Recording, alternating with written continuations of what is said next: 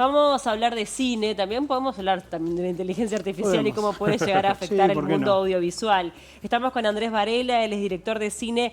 Viene a presentar su última película, El niño que sueña, pero tiene una carrera súper extensa en materia audiovisual. Gracias por acompañarnos, un gusto recibirte, que estés por acá. No, gracias a ustedes por la invitación.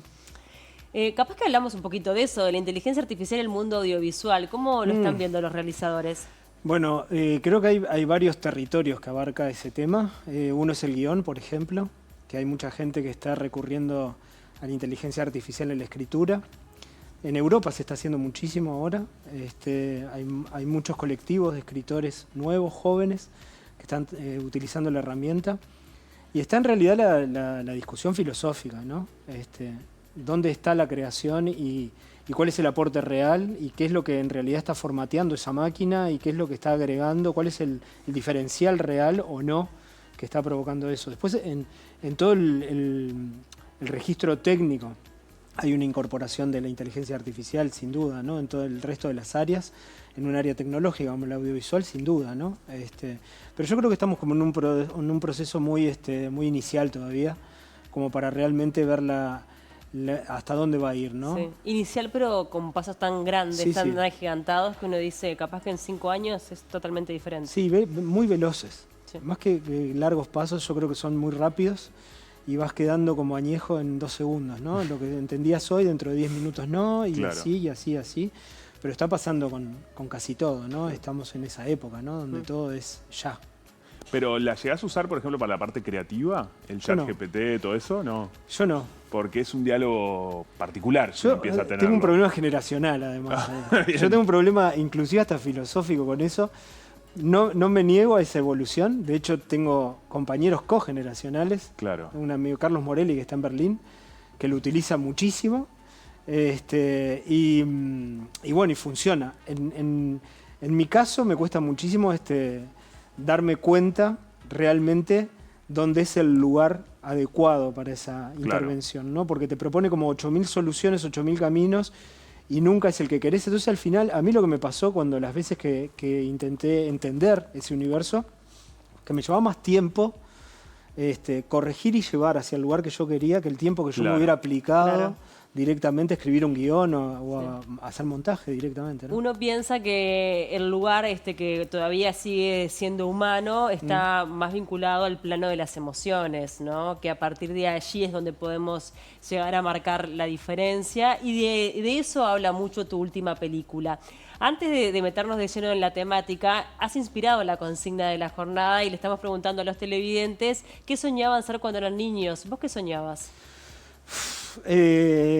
Cuando era niño, qué pregunta difícil que me acabas de hacer, me mataste. Y eso que escuché la consigna de afuera y dije, claro, me van a preguntar eso. En Uruguay siempre soñás con el fútbol, ¿no? Siempre tiene algo que ver con el fútbol y en mi carrera de hecho se manifestó enormemente que las cuestiones populares y arraigadas familiarmente en la niñez, en mi niñez, están presentes en cada uno, en Maracaná, en Mundialito, la inauguración del estadio de Peñarol, la película de Nacional.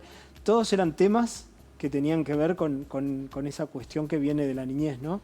Y yo creo que los primeros sueños van por ahí, pero yo me embarco, por ejemplo, de muy chico ya en el teatro.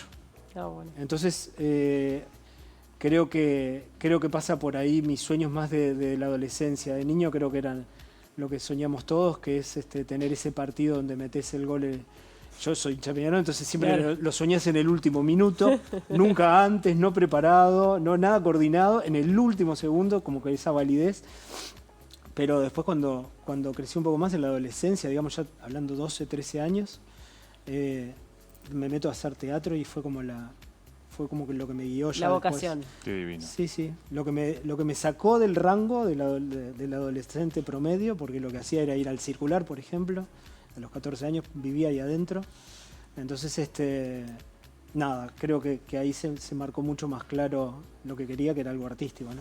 Ahora, eso te hizo entrar después en la EMAD, luego salir de la EMAD, viajar, ¿no?, por el mundo y conocer de otra manera a quien hoy es protagonista de este largometraje que bueno, vamos a conversar hoy. Eso es impresionante también, esa historia. Sí, me toca cuando en contra de todos los designios familiares, me meto a hacer la EMAD, que era como un salto al vacío, porque no es lo que soy, el teatro y lo que pasa con las nuevas generaciones, ¿no? Que hay una cuestión de inclusión, de diversidad, hay una mirada De mucho más autogestión, amplia. mucho más, ¿no?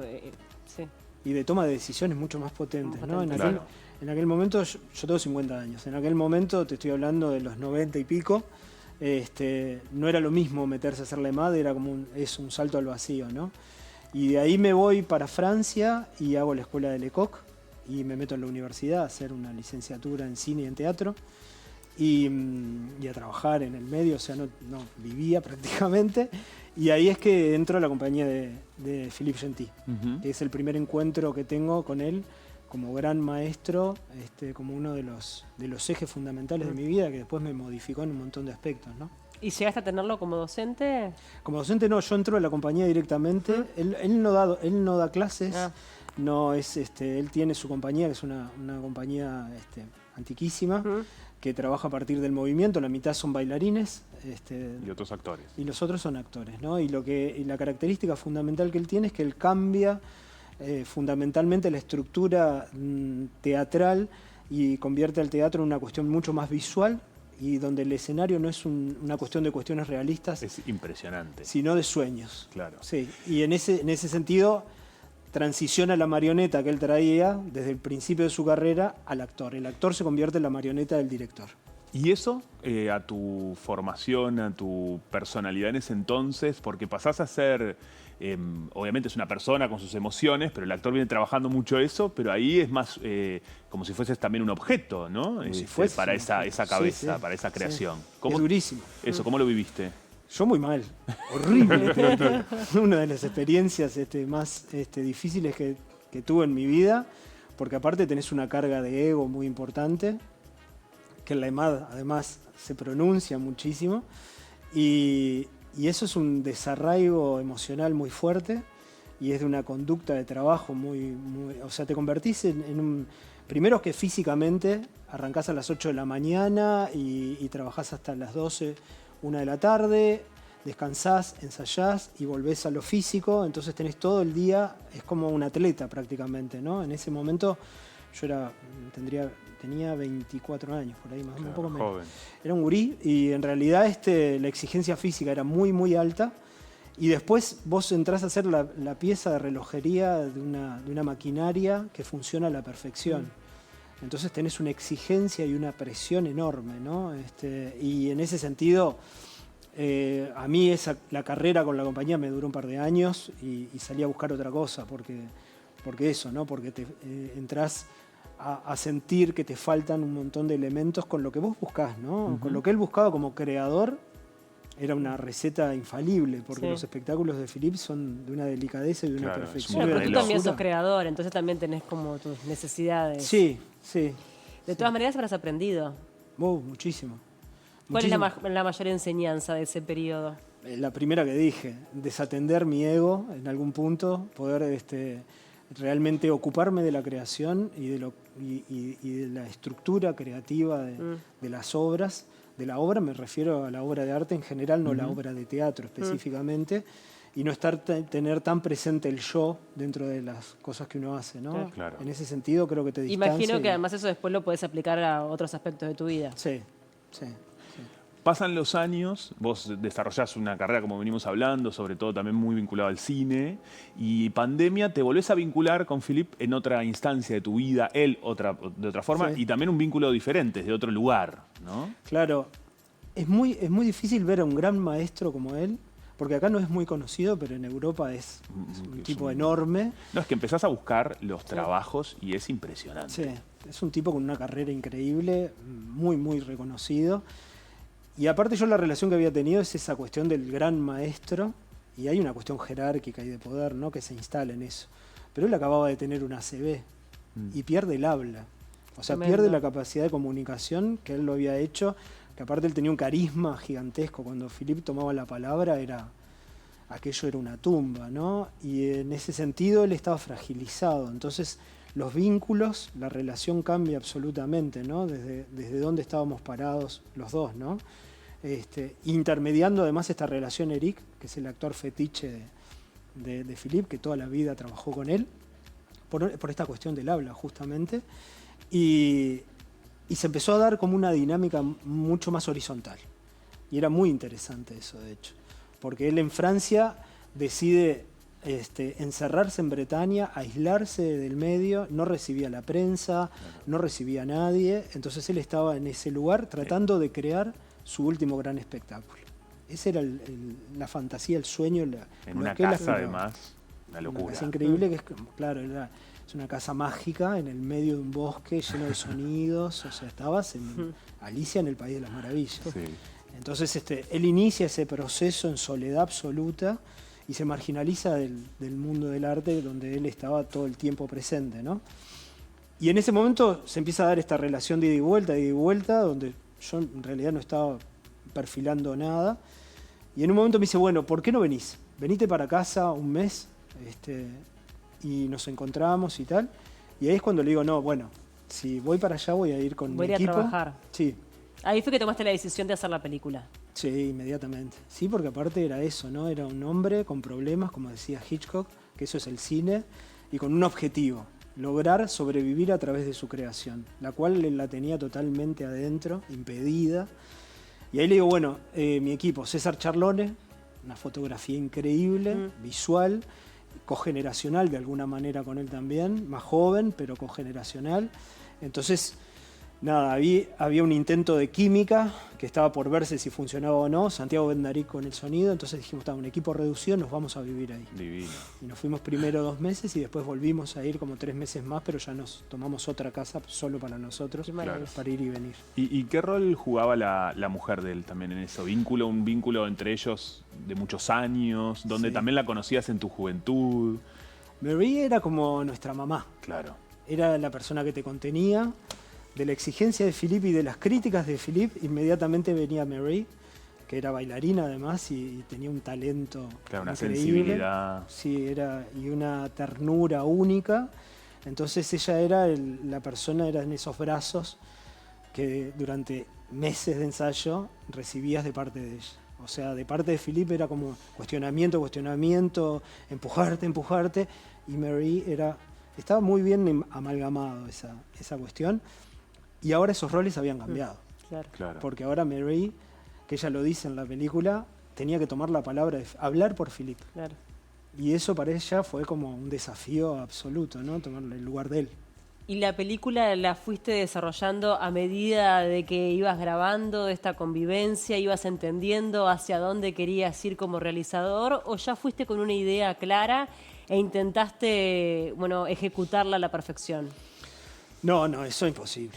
Es imposible primero porque hay una realidad que te impone determinados elementos y es cómo íbamos a convivir, cómo se sentía Philippe, cómo funciona eso psicológicamente. Pero una persona que tiene un ACV, hay toda una cuestión de la evolución psicológica, la aceptación de su realidad, las frustraciones permanentes, hay un montón de aspectos que cuadran en la vida cotidiana. Entonces nosotros íbamos a vivir eso y ahí íbamos a encontrarnos con el universo que nos íbamos a encontrar. Entonces la decisión estaba tomada en el sentido de hacia dónde podíamos llegar a ir por lo que él estaba haciendo. Pero después con qué película nos íbamos a encontrar y cómo se iba a contar. De hecho, se hicieron muchísimos más rodajes de los que hay en la película, Imagino, que quedaron sí. absolutamente Sí, sí. descartados. Claro. En un momento dijimos, bueno, no, antes del montaje dije, bueno, vamos a crear un universo que hable como el universo de Gentil. Entonces, paralelamente monté todo un viaje con bailarines.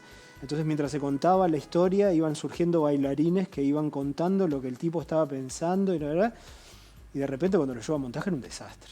Porque en realidad, la historia de él, el observacional de acompañarlo y estar con él, ya tenía un peso emocional y una solidez que no necesitaba de artilugios ni de un documental pretencioso. Este documental no tiene la pretensión de bueno, vamos a hablar de la técnica de Philippe Gentil, esto es para intelectuales o gente que va al teatro. No, es una historia de amor, de resiliencia y de un tipo que tiene un impedimento y que tiene que lograr superarlo. Sí. Y un pulso artístico más fuerte. Sí, que eso lo marca y a él le da una dinámica totalmente diferente que al resto, ¿no? Porque él pasa su vida por ahí.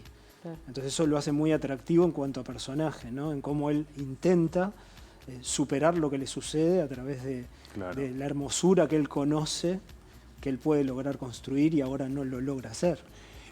Una vida también muy peculiar desde chico, ¿no? Porque él tiene algo que su papá muere, pero no lo sabe hasta un año. Sí. Eso es muy particular y eso le repercute en su vida, en su infancia, en sus sueños. Sí, su madre le oculta la muerte de su padre durante un año para cuidarlo. Eso es muy fuerte, claro. Estamos hablando de fines de Segunda Guerra Mundial. Claro. Entonces, además de eso, estaban quemando todas las ciudades que estaban cerca de la ciudad donde vivía él, que es otro relato muy vivo que tiene.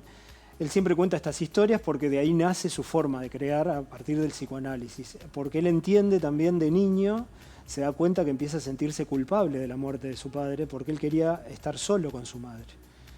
Y como la madre le oculta la muerte de su padre, cuando se entera de esto, piensa que fue él quien de alguna manera provocó esto con 6 años, imagínate, que de alguna manera empujó a que el destino terminara de esa manera. Entonces él empieza todo un proceso psicoanalítico en su adolescencia y en sus primeras creaciones de muy joven siempre está presente eso, ¿no? El mundo onírico, el descifrar interiormente quiénes somos, por qué somos y las cosas que hacemos. Y eso durante 60 años de carrera lo ves en cada uno de los símbolos, no metáforas, como dice él. No Cómo nos marcan símbolos. los primeros años de vida, es tremendo, ¿eh? Todos somos como medios un poco un niño herido, pero desde un lugar. Y tratamos de descifrarlo en el resto de vida que nos queda. Totalmente. ¿No? O sea, Andrés, ¿qué pasó cuando se lo mostraste? La película, ¿cómo fue eso? Lo mismo que los ensayos, lo odió. O sea, la mitad de la película, yo sabía que iba a ser así porque además él se estaba enfrentando a él mismo. Estaba viviendo una situación espejo de verse él en estados de fragilidad, donde yo también cuento con cierta ternura a alguien que era de una rigidez muy importante. Entonces, claro, por ejemplo, los ejercicios de la mañana que él hace con Mary, todas las mañanas 1 hora, y el abrazo y el bosque, y no sé qué, él tiene todo un ritual. Como una especie de tai chi que hacen, algo como, Sí, ¿no? O sí. al menos así se ve. Sí, básicamente en realidad es una mezcla de ejercicios orientales que ellos absorbieron en todos sus viajes, hicieron su propia composición y tienen una coreo, digamos, para decirle de alguna manera, de ejercicios que hacen todas las mañanas. Y eso a él, por ejemplo, le llegó muy fuerte, verse a sí mismo en esa circunstancia y en ese grado de comunicación de amor con Mary, haciéndolo público, ¿no? Por ejemplo. Y así un montón de cosas, de detalles, tendrías que haber cortado antes, tendrías que haber puesto acá, Primero me muero que te cayó con todas las observaciones. Me hizo una lista. Ay, no te puedo creer. Me hizo una lista a la cual por primera vez yo también pude matar a mi padre. Claro. Porque en esa lista le dije, mirá, nosotros quedamos, el acuerdo fue que la decisión final la tomaba yo. Y no voy a mover nada de esto. Y bueno, Y quedó... ahí fue un momento como... Claro. Nos superamos, lo vivimos y sí, porque también había todo lo otro que es la película, que es su memoria. Claro. Él sabe que esto lo supera él trasciende. mismo. Sí, Claro. qué ¿Y Mary fuerte. cuando la vio? A Mary le encantó porque Mary es un ángel, es una mujer única y ella como que resaltaba sobre todo los momentos más íntimos que César propone, por ejemplo, que está en el tráiler, cuando va y le hace todo el mapeo de la cabeza de Philippe. Porque Philippe tiene todos sus premios en el baño. Tiene las fotos con la reina de Inglaterra en el baño, el caballero francés. Tiene todo lo que ganó, que es mucho, claro, en el baño. en todo el mundo. La reina de Inglaterra lo recibió 4 veces, en Francia es caballero de honor. Claro. O sea, tiene todo. Y dice, en el único lugar donde yo podría sentarme tranquilamente a observar mis premios sería acá. Y los puso todos en el baño. No, es Después vos entrás y no lo podés creer. Y ahí es donde está la escena esa que César propone. Y es esas cosas únicas que encuentra César, todo el mapa, la geografía de su cabeza, donde ves esos ríos que le pasan, esas cosas que le pasan a él, que enseguida va hacia el mundo de la creación. Qué divino. Entonces, bueno, nada, Mary disfruta mucho de esos pequeños golpes visuales y estuvo todo bien. Pero no fue la mejor, no fue uy, la vemos juntos, qué bien, que le estamos Lloramos, qué porque, emocionante, no es qué esa las belleza. personalidades. No, Claro. no. Ahora, hablando de esas personalidades, ¿qué crees que tenés vos y tuviste vos para que te permitan el acceso a quedarte en su casa, a estar ahí, a ingresar en esta intimidad, o sea, a llegar hasta el baño, y además con un equipo, porque digo, son ambos personas, si bien ella es muy dulce, pero bueno, él es una persona muy peculiar. O sea, ¿qué crees que vos hizo para que, bueno, puedan desarmar ese aislamiento también que venían teniendo? Hoy me preguntaban lo mismo, y vos sabés que primero creo que en ese sino que tenemos los uruguayos, que somos como el triángulo de las Bermudas, las cosas increíbles. Porque es lo que me decían los colegas franceses. Esto es una coproducción con Francia. Me decían, es increíble, nosotros no podemos acceder ni siquiera al portón en el bosque donde vive en Bretaña, y vos estés viviendo ahí. Claro. O sea, hubo como un momento tenso con las productoras francesas. ¿Qué está pasando? ¿Por qué vos tenés acceso? Tu tiempo en la compañía creo que ayuda un poquito. Sí, Sí, el conocer desde adentro, desde otra sí. época. Yo creo que me torturó lo suficiente cuando era joven, como para que después cuando nos conectamos de vuelta, me dijera, ya Es está. el karma, tengo que Está volverlo. cumplido, claro. O sea, Está es como, buenísimo. ¿te acordás Karate Kid cuando lo hacían con el Sí, auto? sí, Bueno, claro, yo igual. me limpié 8 millones de autos con Claro. Philippe, ¿entendés? Entonces, yo creo que hubo ahí una cosa de decir, bueno, la historia hace así, y él sintió también que por algo yo estaba volviendo, porque fue totalmente accidental. Yo no fui a buscar la comunicación con él 20 años después, se dio. Se dio por azar, que yo hablé con Eric, y después mirá lo que le pasó a Philippe. Bueno, y hablemos todo, y empezamos así a comunicarnos, y eso llevó a un proceso, que en ningún momento estuvo, ay, vamos a hacer un documental. Claro. Eso surge mucho después. Claro. Entonces creo que hubo como algo que se dio naturalmente, que posibilitó que se diera esa convivencia. Y después el equipo fue fundamental. César se entendió rápidamente con Philippe, también habla francés, también habla inglés, entonces al nivel del idioma estuvo todo muy bien. Y eso hizo que fuera muy habitable todo, muy cómodo para todos, ¿no? En el espacio, ¿no? Sobre todo los 2 primeros meses que estuvimos en la misma casa. Después nosotros, por una cuestión de darles espacio y no agobiarlos, nos alquilamos muy cerca, nada es cerca ahí porque todo es bosque, Claro. pero muy cerca estábamos en otro espacio. Claro, en las noches o teníamos espacios para nosotros. Divino. Andrés, ¿cómo se puede disfrutar de este documental? ¿Qué es lo que está pasando con él? ¿Está circulando, me imagino, por festivales? ¿En qué proceso están?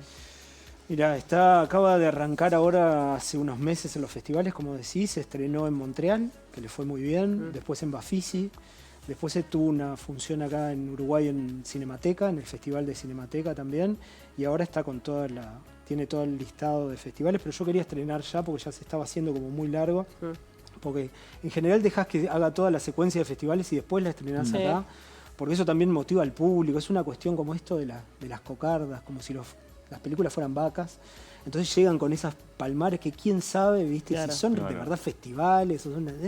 Entonces hay Pero como por una ahí algunos festivales con estrategia. trayectoria, o sea, Claro. depende de qué festival. Después ¿no? lo llenás de palmeritas, Ta, ¿viste? ta. Pero son como las estrategias de distribución. Sí, sí. O sea, la peli tiene un distribuidor que extrañamente son americanos, es de House of Films, que tienen como películas grandes y la tienen ellos, son los que se ocupan de todo ese viaje. Y nada, tiene sí ahora todo este semestre varios festivales y el estreno acá, ¿no? Que es toda una incógnita para mí, porque aparte es toda una película hablada en francés y o sea, es ¿Y a partir diferente de para cuándo los se le estrenó? 29 de mayo. 29 de mayo. 29 de mayo están todas las salas Divino. y el 12 en Cinemateca. Bien. Arranca ahí también. Así que, bueno, también me imagino que, como decías, es todo un misterio. El público cada vez está más sabido de producciones que tienen a uruguayos involucrados, así que esperemos que apoyen por ese lado, además, obviamente, de la trayectoria del protagonista. Sin duda. Gracias por acompañarnos, un gusto enorme. No, gracias a ustedes. Muchas gracias.